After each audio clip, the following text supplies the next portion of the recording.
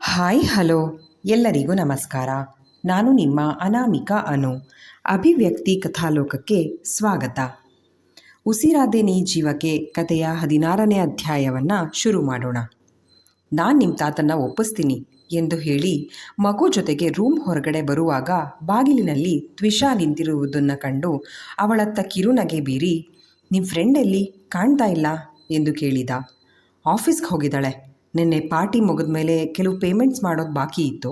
ಹಾಗೆ ಕೆಲವು ಮದುವೆ ರಿಟರ್ನ್ ಗಿಫ್ಟ್ ಆರ್ಡರ್ ಪ್ಲೇಸ್ ಮಾಡೋದಿತ್ತು. ಹಾಗಾಗಿ ಮೇಡಮ್ ಬ್ಯುಸಿ ಎಂದು ಹೇಳಿದ್ಲು. ಪಾಪ ರೀ, ನೀವು ಆರೋಗ್ಯ ಹೆಲ್ಪ್ ಮಾಡೋದಲ್ವಾ, ಎಷ್ಟೇ ಆದರೂ ನೀವು ಅವರ ಅಸಿಸ್ಟೆಂಟ್ ಎಂದು ಹೇಳಿದ್ರೆ ಮುಖ ಕಿವುಚಿ, ಅಸಿಸ್ಟೆಂಟ್ ಹೌದು ಮಿಸ್ಟರ್ ಓಜಸ್, ಹಾಗಂತ 3 ಹೊತ್ತು ಕೆಲಸ ಮಾಡೋ ಅವಳ ಹುಚ್ಚಿಗೆ ಜೊತೆಯಾಗಿ ನಿಲ್ಲಲಾರೆ. ನಮ್ಮ ವೈಯಕ್ತಿಕ ಸಮಯದಲ್ಲಿ ನಮ್ಮ ಪರ್ಸ್ನಲ್ ಲೈಫ್ನ ಸಹ ಎಂಜಾಯ್ ಮಾಡಬೇಕು ಅಲ್ವಾ ಎಂದು ಕೇಳಿದವಳು. ಓಜಸ್ ಅವನಾಗೆ ಏನು ಇನಿಷಿಯೇಟಿವ್ ತೆಗೆದುಕೊಳ್ತಾ ಇಲ್ಲ ಅಂತ ಕೈ ಹಿಸಿಕೊಳ್ತಾ ನಿಂತಿದ್ದವಳು ಇಬ್ಬರಲ್ಲಿ ಒಬ್ಬರಾದರೂ ಹೆಜ್ಜೆ ಮುಂದಿಡಬೇಕು ಅಂತ ಯೋಚಿಸಿ ಹಣೆಯ ಮೇಲೆ ಮೂಡಿದ್ದ ಬೆವರನ್ನು ತನ್ನ ಕರವಸ್ತ್ರದಲ್ಲಿ ತೊಡೆದುಕೊಳ್ಳುತ್ತಾ, ಡಿನ್ನರ್ಗೆ ಎಲ್ಲಾದರೂ ಹೋಗೋಣವಾ ಅಂತ ಕೇಳಿದ್ರೆ ಚಿಂಟು ಕೆನ್ನೆಯನ್ನು ಮೆಲ್ಲಗೆ ಗಿಲ್ಲಿ, ಈಗ ತಾನೇ ಹುಷಾರಾಗಿದ್ದಾನೆ ನಮ್ಮ ಹೀರೋ, ಅಲ್ಲದೆ ಆರೂ ಸಹ ಇನ್ನೂ ಕೆಲಸದಿಂದ ವಾಪಸ್ ಬಂದಿಲ್ಲ, ಸೊ ನೆಕ್ಸ್ಟ್ ಟೈಮ್ ಎಂದು ಹೇಳಿ ಚಿಂಟು ಜೊತೆಗೆ ಮನೆಗೆ ಹೊರಗಡೆ ನಡೆದು ಬಿಟ್ಟರೆ ಹುಬ್ಬು ಬೆಸೆದು ಅವನು ಹೋದತ್ತಲೇ ನೋಡ್ತಾ, ನಾನು ಹೇಳಿದ್ದೇನು, ಇವ್ರು ಹೇಳ್ತಾ ಇರೋದೇನು, ನಾವಿಬ್ಬರು ಆ್ಯಸ್ ಎ ಕಪಲ್ ರೊಮ್ಯಾಂಟಿಕ್ ಆಗಿ ಡಿನ್ನರ್ಗೆ ಹೋಗೋಣ ಅಂದರೆ ಆರು ಅಂತೆ, ಚಿಂಟು ಅಂತೆ ಗೊಣಗಿಕೊಂಡು ಶಾರದಾ ಅವರು ಕೊಟ್ಟ ಕುಂಕುಮ ಫಲ ತಾಂಬೂಲ ಪಡೆದು ಅವರಿಗೆ ತಿಳಿಸಿ ಹೊರಟಳು. ತ್ವಿಷಾ ಹೊರಡುತ್ತಲೇ ಗಂಡನ ಹರಸಿ ರೂಮಿಗೆ ಬಂದ ಶಾರದಾ ಅವರು, ಆರುಷಿ ಗಂಡನಿಂದ ವಿಚ್ಛೇದನ ಪಡೆದಿದ್ದಾಳೆ ಅನ್ನೋ ವಿಷಯ ಕೇಳಿನೇ ಯಾಕೋ ಬೇಸರ ಆಯಿತು ರೀ. ನೋಡೋಕೆ ಅದೆಷ್ಟು ಮುದ್ದಾಗಿದ್ದಾಳೆ ಹುಡುಗಿ. ಹೋಗಲಿ, ತನಗಾಗಿ ಬೇಡ, ಚಿಂಟುಗಾಗಾದರೂ ಸ್ವಲ್ಪ ಗಂಡನ ಜೊತೆ ಅನುಸರಿಸ್ಕೊಂಡು ಹೋಗೋಕ್ಕಾಗ್ತಾ ಇರಲಿಲ್ವಾ? ಈಗಿನ ಕಾಲದ ಮಕ್ಕಳಿಗೆ ಏನು ತಾನೇ ಹೇಳೋಕ್ಕಾಗತ್ತೆ. ಈಗ ನಮ್ಮ ಓಜುನೇ ನೋಡಿ, ಮದುವೆ ಅಂದರೆ ಸಾಕು ಅದೆಷ್ಟು ಕೂಗಾಡ್ತಾನೆ. ಹೇಳಿದ್ರೆ ಆರಾಮು ಕುರ್ಚಿಯಲ್ಲಿ ಕುಳಿತಿರುವ ನಂಜಪ್ಪನವರು ಮಡದಿ ಮಾತಿಗೆ ಗೋಣಾಡಿಸಿ ಹ್ಞೂ ಎಂದರು. ಸಂಜೆ ಕಳೆದು ರಾತ್ರಿಯಾಗಿತ್ತು. ಮಗಳು 8 ಗಂಟೆ ಆದರೂ ಮನೆಗೆ ಬಂದಿಲ್ಲ ಅಂತ ಆತಂಕದಲ್ಲಿ ಕುಮಾರ್ ಅವರು ಆರುಷಿಗೆ ಕರೆ ಮಾಡಿದ್ರೆ ಅವಳ ಮೊಬೈಲ್ ಸ್ವಿಚ್ ಆಫ್ ಅಂತ ಬರ್ತಿದೆ. ಕೊಂಚ ಗಾಬರಿಯಾಯಿತು. ಅಮ್ಮ ಎಲ್ಲಿ ಅಜ್ಜಿ? ತನ್ನಜ್ಜಿ ಚಿಂಟುಗೆ ಊಟ ಮಾಡಿಸಲು ಹೆಣಗಾಡ್ತಿದ್ರೆ ಕಂದನಿಗೆ ಊಟ ಮಾಡುವ ಮನಸ್ಸಿಲ್ಲ. ಮಗುಗೆ ತನ್ನಮ್ಮ ಇನ್ನೂ ಮನೆಗೆ ಬಂದಿಲ್ಲ ಅಂತ ದುಃಖ ಒತ್ತರಿಸಿಕೊಂಡು ಬರುತ್ತಿದೆ. ಹೊರಗೆ ಜೋರು ಗುಡುಗು ಸಹಿತ ಮಳೆಗೆ ಧರೆಗೆ ಭೋರ್ಗೆರೆದು ದುಮ್ಮಿಕ್ಕುತ್ತಿದ್ರೆ ಚಿಂಟು ಭಯಕ್ಕೆ ತನ್ನ ತಾತನ ಮಡಿಲೇರಿ ಅವರನ್ನು ಅಪ್ಪಿ ಕುಳಿತು ಬಿಟ್ಟಿರುವನು. ನಾನು ಅಮ್ಮ ಜೊತೆ ಮಾತಾಡಬೇಕು, ಫೋನ್ ಮಾಡಿ ಕೊಡು. ತಾತನ ಎದುರಿಗೆ ಬೇಡಿಕೆ ಇಟ್ಟ ಹುಡುಗನ ಕಣ್ಣಂಚಲ್ಲಿ ಶೇಖರಣೆ ಆಗಿದ್ದ ಕಂಬನಿ ಪಟಪಟನೆ ಅವನ ಕಣ್ಣಿಂದ ಜಾರಿ ಕೆನ್ನೆಯ ಮೇಲೆ ಮುತ್ತುಗಳಂತೆ ಸುರಿದ್ರೆ, ಅಮ್ಮ ಬರ್ತಾಳೆ, ಅಷ್ಟರಲ್ಲಿ ನೀನು ಜಾಣ ಮರಿ ಹಾಗೆ ಊಟ ಮಾಡು ಅಂತ ಹೇಳಿದ್ರೆ ಸರಿ ಅಂತ ತಲೆ ಆಡಿಸಿ ಅಜ್ಜಿಯ ಕೈಯಲ್ಲಿ ತುತ್ತು ತಿನ್ನಿಸ್ಕೊಂಡ.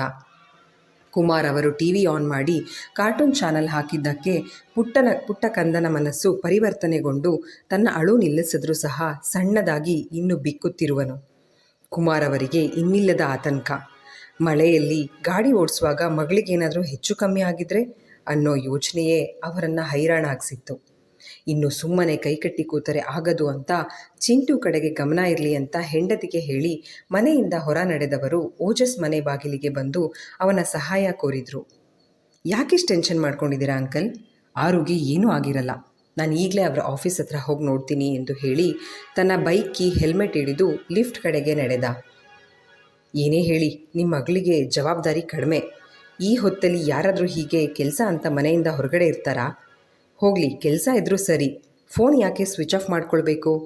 ಶಾರದಾ ಅವರು ಆರು ಮೇಲೆ ತನ್ನ ಮನದಲ್ಲಿ ಇದ್ದಿರುವ ಅಸಮಾಧಾನದನ್ನ ಬೇರೆ ರೂಪದಲ್ಲಿ ಹೊರಹಾಕಿದರು.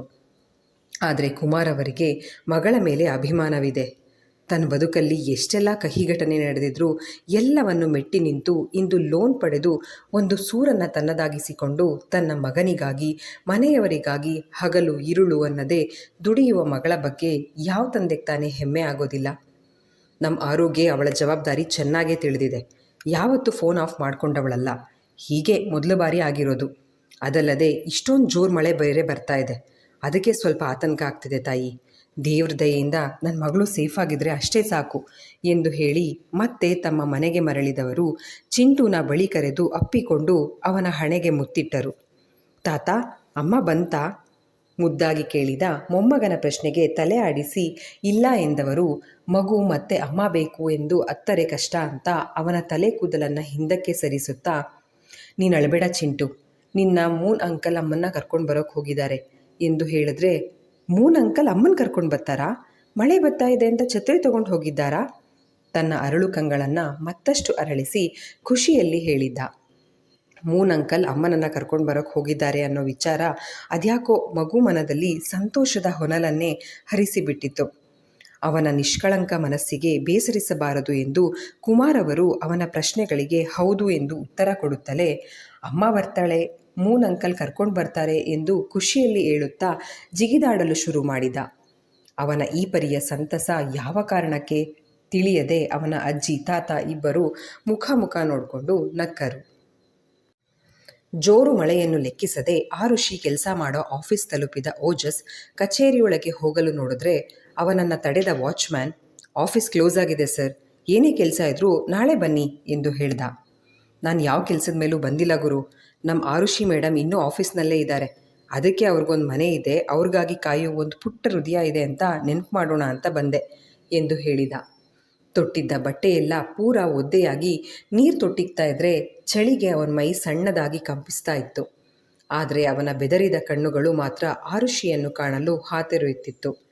ಆರುಷಿ ಮೇಡಮ್ ಆಫೀಸ್ನಲ್ಲಿಲ್ಲ, ಅವರಾಗಲೇ ಹೊರಟು 1 hour ಮೇಲಾಯಿತು ಎಂದು ಹೇಳಿದ್ರೆ ಇವನ ಹೃದಯ ಧಸಕ್ಕೆಂದಿತ್ತು.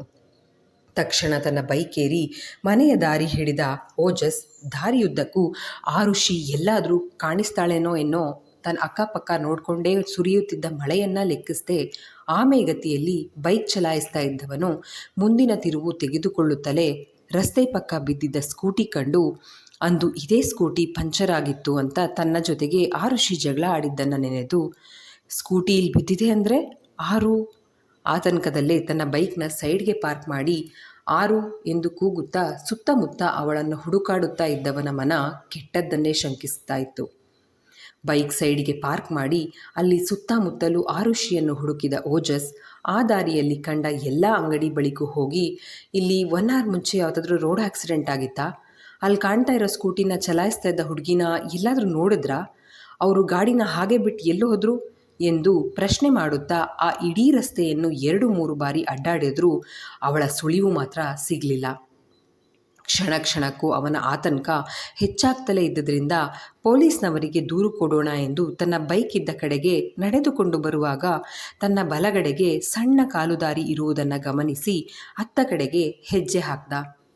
ಸುಮಾರು ದೂರ ಚಲಿಸಿದವನು ಅಲ್ಲೊಂದು ನಿರ್ಮಾಣದ ಹಂತದಲ್ಲಿ ಇರುವ ಕಟ್ಟಡ ಕಂಡನು. ಅದ್ಯಾಕೋ ಸಣ್ಣ ಅನುಮಾನ ಕಾಡ್ತು. ಒಳಗೆ ಹೋಗಿ ನೋಡಿದ. ನಿರ್ಮಾಣ ಕಾರ್ಯ ನಿಂತು ಬಹಳ ದಿನಗಳೇ ಕಳೆದಿವೆ ಎಂದು ಅಲ್ಲಿನ ಪರಿಸರವೇ ತಿಳಿಸ್ತಿತ್ತು. ಅಲ್ಲಲ್ಲಿ ಸಿಗರೇಟ್ ತುಂಡುಗಳು, ಮದ್ಯದ ಬಾಟಲಿಗಳು ಬಿದ್ದಿರುವುದನ್ನು ಕಂಡು ಇದು ಕೆಲವು ಪುಡಿ ರೌಡಿಗಳ ಅಡ್ಡ ಅನ್ನೋದನ್ನು ಗ್ರಹಿಸಿದ. ಇಂಥ ಜಾಗಕ್ಕೆ ಯಾರು ಯಾಕೆ ಬಂದಿರ್ತಾರೆ? ಅಲ್ಲಲ್ಲಿ ಸೂರು ಕಿತ್ತು ಹೋಗಿದ್ದ ಕಾರಣ ನೀರು ತೊಟ್ಟುತ್ತಾ ಇರೋದನ್ನು ಅಲ್ಲದೆ ಸುತ್ತಲೂ ಕತ್ತಲು.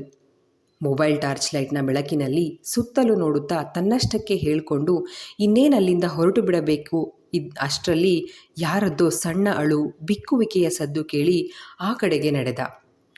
ಮೈಯನ್ನೆಲ್ಲ ಕಣ್ಣಿಗಿಸಿಕೊಂಡು ಸುತ್ತಲೂ ನೋಡುತ್ತಾ ಅಳುವ ಸದ್ದು ಕೇಳಿಸಿದ ಕಡೆಗೆ ಬಂದು ನೋಡಲು ಒಂದು ರೂಮ್ನಂತಹ ಜಾಗ. ಅದರ ಗೋಡೆಗೆ ಒರಗಿ ನೆಲದ ಮೇಲೆಯೇ ಕೂತ ಒಂದು ಹೆಣ್ಣು ಹುಡುಗಿ ಮಂಡಿಯಲ್ಲಿ ಮುಖ ಒದಗಿಸಿ ಕಣ್ಣೀರು ಹಾಕ್ತಾ ಇರುವಳು. ಟಾರ್ಚ್ ಬೆಳಕನ್ನು ಆ ಹೆಣ್ಣಿನ ಮೇಲೆ ಬೀರುತ್ತಲೇ ಭಯದಲ್ಲಿ ತಲೆ ಎತ್ತಿ ನೋಡಿದ್ಲು. ಆರು ಎಂದು ಕಿರುಚುತ್ತಾ ಅವಳ ಬಳಿಗೆ ಹೋಗಿ ಮಂಡಿ ಊರಿ ಅವಳ ಸಮಕ್ಕೆ ಕುಳಿತವನು, ಏನಾಯಿತು? ಯಾಕೆ ಹೀಗೆ? ಅದು ಇಲ್ಲಿ ಅಳ್ತಾ ಕೂತಿದ್ದೀಯಾ? ಒಂದು ಕೈನಲ್ಲಿ ಮೊಬೈಲ್ ಟಾರ್ಚ್ ಆನ್ ಮಾಡಿಯೇ ಹಿಡಿದಿದ್ದ ಓಜಸ್ ಮತ್ತೊಂದು ಕೈಯಲ್ಲಿ ಅವಳ ತಲೆ ನೇವರಿಸುತ್ತಾ ಅವಳಿರುವ ರೀತಿಗೆ ಸಂಕಟಪಟ್ಟು ಪ್ರಶ್ನೆ ಮಾಡ್ದ.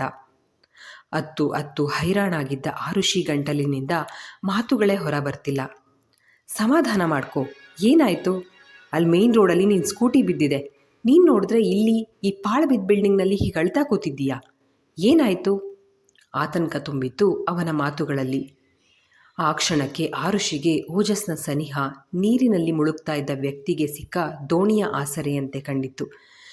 ಮಿಸ್ಟರ್ ಚಂದ್ ಅಂತ ತೊದಲುತ್ತಾ ಕೈಯನ್ನು ದಾರಿ ಕಡೆಗೆ ತೋರ್ತಾ ಏನೋ ಹೇಳಲು ಪ್ರಯತ್ನಿಸುತ್ತಾ ಇದ್ದವಳ ಕಣ್ಣಿಂದ ಧಾರಾಕಾರವಾಗಿ ನೀರು ಸುರಿಯುತ್ತಲೇ ಇದೆ.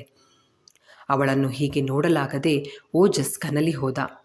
ಮೊದಲು ಇವಳು ಸುಧಾರಿಸ್ಕೊಳ್ಳಿ, ಆಮೇಲೆ ವಿಷಯ ಏನು ಅಂತ ತಿಳ್ಕೊಂಡ್ರೆ ಆಯಿತು ಎಂದು ಮೊದಲು ಮೊಬೈಲ್ನ ತನ್ನ ಶರ್ಟ್ ಜೋಬಿನ ಕೀಸೆಯೊಳಗೆ ಹಾಕ್ಕೊಂಡು ಎದ್ದು ನಿಂತವನು ಬಾಗಿ ನೆಲದ ಮೇಲೆ ಕೂತಿರುವ ಆರುಷಿನ ಅನಾಮತ್ತಾಗಿ ಎತ್ಕೊಂಡು ತನ್ನ ಬೈಕ್ ಇರೋ ಜಾಗಕ್ಕೆ ಹೆಜ್ಜೆ ಹಾಕೋಕ್ಕೆ ಶುರು ಮಾಡ್ದ. ಇಷ್ಟೊತ್ತು ಭಯದ ನೆರಳಿನಲ್ಲಿ ಇಹದ ಪರಿವೇ ಇಲ್ಲದೆ ಬರೀ ಕಣ್ಣೀರು ಹಾಕ್ತಾ ಕುಳಿತಿದ್ದ ಹುಡುಗಿ ಓಜಸ್ ನಡೆದುಕೊಂಡ ರೀತಿಗೆ ಎಚ್ಚೆತ್ಕೊಂಡು, ಇದೇನು ಮಾಡ್ತಾ ಇದ್ದೀರಾ, ಪ್ಲೀಸ್ ನನ್ನ ಕೆಳಗಿಳಿಸಿ. ಕೊಸರಾಡ್ತಾ ಇರುವವಳನ್ನು ಕೆಂಗಣ್ಣು ಬಿಟ್ಟು ನೋಡಿದವನು, ತೆಪ್ಪಗಿದ್ರೆ ಸರಿ, ಮಿಸ್ ಕಾಡಿದ್ರೆ ಇಲ್ಲೇ ಬಿಟ್ಟು ನಾನೊಬ್ಬನೇ ಮನೆಗೆ ಹೊರಟು ಹೋಗ್ತೀನಿ ಅಷ್ಟೇ ಎಂದು ಗದರಿದ. ಓಜಸ್ ಮಾತು ಕೇಳಿ ಈ ರಸ್ತೆಯಲ್ಲಿ ತಾನೊಬ್ಬಳೇ ಏಕಾಂಗಿಯಾಗಿ, ಅದು ಈ ಹೊತ್ತಿನಲ್ಲಿ ನೆನೆಸಿಕೊಂಡೇ ಮೈ ಸಣ್ಣದಾಗಿ ಭಯಕ್ಕೆ ಕಂಪಿಸಿತ್ತು.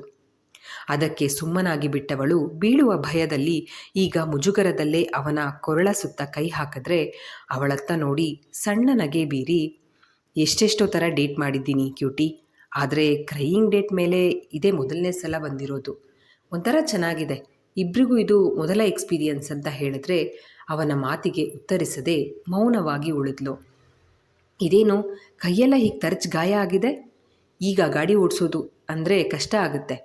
ನಿಮ್ಮ ಸ್ಕೂಟಿನ ಇಲ್ಲಿನೇ ಅಂಗಡಿ ಬಳಿ ಬಿಟ್ಟು ಬರ್ತೀನಿ, ನಾಳೆ ಬೆಳಗ್ಗೆ ಬಂದು ಕಲೆಕ್ಟ್ ಮಾಡಿಕೊಂಡ್ರೆ ಆಯಿತು ಎಂದು ಹೇಳಿ ತನ್ನ ಬೈಕ್ ಮೇಲೆ ಆರುಷಿನ ಕೂರಿಸಿ ಅಲ್ಲಿದ್ದ ಸಣ್ಣ ಪೆಟ್ಟಿಗೆ ಅಂಗಡಿ ಪಕ್ಕ ಸ್ಕೂಟಿನ ಎಳ್ಕೊಂಡು ಹೋಗಿ ನಿಲ್ಲಿಸಿ ಅದರ ಡಿಕ್ಕಿಯಲ್ಲಿ ಇದ್ದ ಅವಳ ಪರ್ಸ್ನ ತೆಕ್ಕೊಂಡು ಆ ವ್ಯಕ್ತಿಗೆ ಸ್ಕೂಟಿ ಓಡಿಸ್ತಾ ಇದ್ದ ಹುಡುಗಿ ತನ್ನ ಫ್ರೆಂಡ್, ಅವಳ ಆರೋಗ್ಯ ಸರಿ ಇಲ್ಲ, ಅದಕ್ಕೆ ಸದ್ಯಕ್ಕೆ ಅವಳ ಸ್ಕೂಟಿ ಇಲ್ಲೇ ಇರಲಿ, ನಾಳೆ ಬೆಳಗ್ಗೆ ಬಂದು ಕಲೆಕ್ಟ್ ಮಾಡ್ಕೊಳ್ತೀನಿ ಅಂತ ಹೇಳ್ದ. ಅವರು ಒಪ್ಪಿದ ಮೇಲೆ ಅವರ ಕೈಗೆ 500ರ 2 ನೋಟು ಕೊಟ್ಟು ಧನ್ಯವಾದ ತಿಳಿಸ್ದ. ಅಂಗಡಿ ಹುಡುಗ ತಲೆ ಕೆರೆದುಕೊಳ್ತಾ ಹಣವೇನೂ ಬೇಕಿರಲಿಲ್ಲ ಅಂತ ಹೇಳ್ದ. ಇರಲಿ ಪರವಾಗಿಲ್ಲ, ಏನೋ ನಮ್ಗೆ ಖುಷಿ ಕೊಟ್ಟಿದ್ದು ಅಷ್ಟೇ ಎಂದು ಹೇಳಿ ವಾಪಸ್ ಬಂತು ಬೈಕ್ ಏರಿ ಸ್ಟಾರ್ಟ್ ಮಾಡುತ್ತಲೇ ಎರಡೂ ಕಡೆಗೆ ಕಾಲು ಹಾಕಿ ಕೂತ ಆರುಷಿ ತಲೆ ಎತ್ತಿ ಆಕಾಶವನ್ನೊಮ್ಮೆ ನೋಡಿ ನಿಟ್ಟುಸಿರು ಬಿಟ್ಲು. ಅವಳು ನಡೆದುಕೊಂಡ ರೀತಿಯನ್ನು ಕನ್ನಡಿಯಲ್ಲಿ ಕಂಡವನ ತುಟಿ ಸಣ್ಣದಾಗಿ ಅರಳಿತ್ತು. ಮನೆಯಲ್ಲಿ ಕೇಳಿದ್ರೆ ಸ್ಕೂಟಿ ಕೆಟ್ಟಿತ್ತು ಅಂತ ಹೇಳಿ, ನೀವು ಹೀಗೆ ಯಾವುದೋ ಮುರುಕಲು ಬಿಲ್ಡಿಂಗ್ನಲ್ಲಿ ಅವ್ದು ಕೂತು ಕಣ್ಣೀರು ಹಾಕ್ತಾ ಇದ್ರಿ ಅಂತ ಗೊತ್ತಾದರೆ ನಿಮ್ಮ ತಂದೆ ತಾಯಿ ಮಾತ್ರ ಅಲ್ಲ, ಚಿಂಟು ಸಹ ತುಂಬ ನೊಂದ್ಕೊಳ್ತಾನೆ ಎಂದು ಹೇಳಿದ್ರೆ ಓಜಸ್ನ ಮಾತಿಗೆ ಒಪ್ಪಿಗೆ ಸೂಚಿಸಿದ್ಲು. ಅದು ಸರಿ, ಏನಾಗಿತ್ತು ನಿಮಗೆ, ಬೈಕ್ ಚಲಾಯಿಸುತ್ತಲೇ ಕೇಳಿದ. ಆದರೆ ಆರುಷಿ ಕಡೆಯಿಂದ ಯಾವುದೇ ಉತ್ತರ ಬರಲಿಲ್ಲ. ಮಳೆಯಲ್ಲಿ ಸಾಕಷ್ಟು ನೆಂದಿದ್ದ ಓಜಸ್ ಬೈಕ್ ಚಲಾಯಿಸುವಾಗ ಅವನ ಮೈಗೆ ತಂಪಾದ ಗಾಳಿ ಅಪ್ಪಳಿಸುತ್ತಾ ಇರುವ ರೀತಿಗೆ ಚಳಿ ತಾಳಲಾರದೆ ಸಣ್ಣದಾಗಿ ಕಂಪನ ಅನುಭವಿಸುತ್ತಾ ಇದ್ದರೆ ಆರುಷಿ ಸ್ವಲ್ಪ ಹೆಚ್ಚೇ ನಡುಗ್ತಾ ಇರುವಳು. ಅವಳ ಹಲ್ಲುಗಳು ಕಟಕಟಾಯಿಸುತ್ತಾ ಇರುವ ಸದ್ದು ಓಜಸ್ ಕಿವಿಗೆ ಬಿದ್ದ ತಕ್ಷಣ ಬೈಕ್ನ ಮನೆಯತ್ತ ಹೋಗುವ ರಸ್ತೆ ಬದಲು ಮತ್ತೊಂದು ದಿಕ್ಕಿಗೆ ತಿರುಗಿಸಿದ. ಇಲ್ಲಿಗೆ ಈ ಸಂಚಿಕೆ ಮುಕ್ತಾಯವಾಯಿತು. ಸಂಚಿಕೆ ನಿಮ್ಮೆಲ್ಲರಿಗೂ ಇಷ್ಟವಾಗಿದೆ ಅಂತ ಭಾವಿಸ್ತೇನೆ. ದಯವಿಟ್ಟು ನಿಮ್ಮ ಅನಿಸಿಕೆ ಅಭಿಪ್ರಾಯಗಳನ್ನು ಕಮೆಂಟ್ ಸೆಕ್ಷನ್ನಲ್ಲಿ ಹಂಚಿಕೊಳ್ಳೋದನ್ನು ಮರಿಬೇಡಿ. ಧನ್ಯವಾದಗಳು.